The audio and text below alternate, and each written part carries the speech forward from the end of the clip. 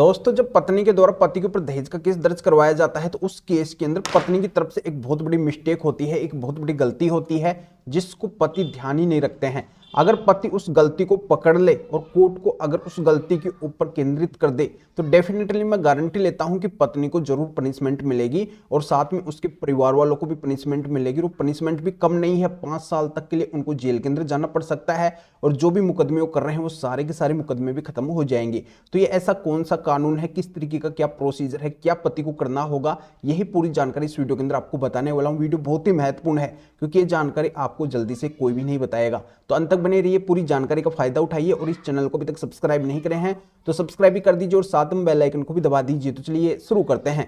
तो वेलकम दोस्तों, मैं हूं आपका अपना एडवोकेट जितेंद्र। दोस्तों, जब पत्नी पति से अलग होती है और उस पत्नी का मकसद जब पति के साथ में रहने का नहीं होता है, घर बसाने का नहीं होता है, तो उस पत्नी की तरफ से पति के ऊपर मोटे मोटे 3 केस आ जाते हैं, जिसमें पहला केस होता है दहेज का, दूसरा होता है घरेलू हिंसा का और तीसरा होता है मेंटेनेंस का। पर यहाँ पे तीनों केसों में सबसे ज्यादा फोकस पत्नी का कौन से केस के ऊपर होता है, वो होता है मेंटेनेंस केस के ऊपर। यानी कि पत्नी ये चाहती है कि उसका मेंटेनेंस जल्दी से जल्दी बन जाए, उसको पैसा मिलना चालू हो जाए और जो अन्य केस है दहेज और घरेलू हिंसा का वो भी चलता रहेगा। तो पति को क्या करना पड़ता है, तीनों ही केसों के अंदर स्ट्रगल करना पड़ता है। तो ऐसे में पति को सभी केसों के अंदर अपना समय और पैसा गंवाना पड़ता है, इसके सिवाय पति को कुछ भी नहीं मिल पाता है। तो आज मैं आपको एक बहुत ही महत्वपूर्ण चीज बताने वाला हूं, ये अगर काम आप पहले ही कर लेते हैं तो पत्नी के कोई भी केस आपके ऊपर नहीं चलेंगे। यानी कि मोटे मोटे तीनों केसों का अंत हो जाएगा और पत्नी और उसके परिवार वालों को पनिशमेंट भी मिलेगी, वो भी 5 साल तक की उनको जेल हो सकती है। तो दोस्तों, पत्नी साइड से जो भी ऐसे केस किए जाते हैं तो उन केसों के अंदर ज्यादातर पत्नी की एक ही लाइन होती है, यही लाइन है जो हर एक केस के अंदर देखने को मिलती है। अगर पत्नी झूठे केस करती है, ये लिखवाती है कि हमारे परिवार वालों ने, हम सबने मिलकर शादी के अंदर इतना पैसा खर्च किया है और वो पैसा कई लाखों रुपए होता है, जैसे 40 लाख, 50 लाख, 60 लाख, करोड़ रुपए, और ये सब हमने दहेज के रूप में इनको सभी को दिया है। तो पति को यहाँ पे मैं बता देता हूँ कि ये लाइन ही उस पत्नी को और पत्नी के परिवार वालों को फंसाएगी, पूरी तरह से फंसाएगी। पर यहाँ पे पति इस चीज के ऊपर ध्यान नहीं देते हैं, पति को पता नहीं होता है और कोर्ट का भी ध्यान नहीं आता है।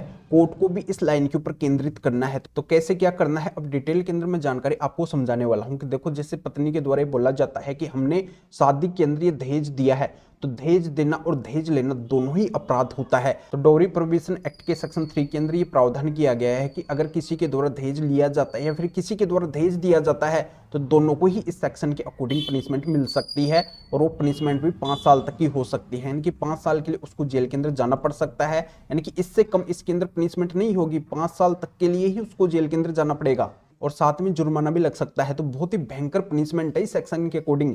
और पत्नी के जो तमाम एलिगेशंस हैं, जितने भी केस है, वो सारे के सारे केस भी है जो इस केस को करने से खारिज हो सकते हैं। यानी कि पति के द्वारा जैसे ही उस पत्नी के ऊपर सेक्शन 3 का केस फाइल किया जाएगा डॉवरी प्रोविजन एक्ट का, कि इन्होंने इस केस के अंदर लिखवाया है कि हमने शादी के अंदर इतना पैसा दिया है, इतना दहेज दिया है, तो दहेज देना एक अपराध होता है, ये खुद स्वीकार कर रहे हैं कि हमने दिया है। तो इस सेक्शन में ये प्रावधान किया गया है कि दहेज देने के अकॉर्डिंग ये पनिशमेंट मिलेगी, 5 साल तक के लिए जेल के अंदर जाना पड़ेगा और जुर्माना भी भरना पड़ेगा। तो पहले इनको ये पनिशमेंट दो और फिर आगे कार्रवाई स्टार्ट करो, ये कोर्ट को आपको बोलना है। तो ऐसा कोई मामला अगर पत्नी का कोर्ट के अंदर पहुंचता है जिसके अंदर पत्नी ने लाइन लिखवाई है कि हमने शादी के अंदर इनको ये दहेज दिया है, तो पत्नी की बस इसी लाइन को पकड़ के कोर्ट को बोलना है कि पहले आप पत्नी के ऊपर कार्रवाई करो क्योंकि ये कानून का उल्लंघन कर रही है। पत्नी के द्वारा किए हुए केसों के अंदर पति के ऊपर कार्रवाई करने से पहले ही अगर कोर्ट के द्वारा पत्नी और पत्नी के घर वालों के ऊपर ये दहेज देने की बात के ऊपर अगर कार्रवाई कर देती है तो भविष्य में ऐसा झूठा केस दर्ज करवाने से पहले 100 बार पत्नी सोचेगी। झूठे केसों की तादाद न बराबर हो जाएगी, भविष्य के अंदर ऐसे कोई झूठे केस पत्नी की तरफ से आएंगे ही नहीं।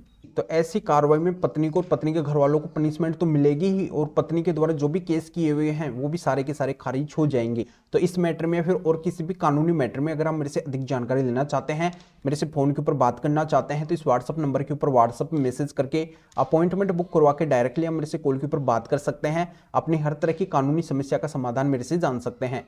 अभी आप इस वीडियो को लाइक कर दीजिए और शेयर भी कर दीजिए जो और लोगों तक भी ये जानकारी पहुंच सके। तो वीडियो देखने के लिए आप सभी का बहुत बहुत धन्यवाद।